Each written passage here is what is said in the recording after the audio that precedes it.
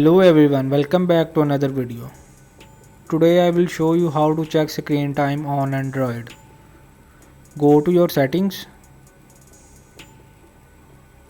and tap to search bar, type screen time.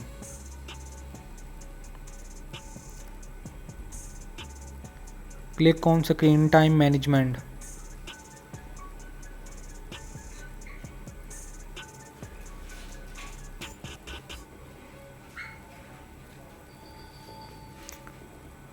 Now there the interface are shown screen time management. Click on screen time management.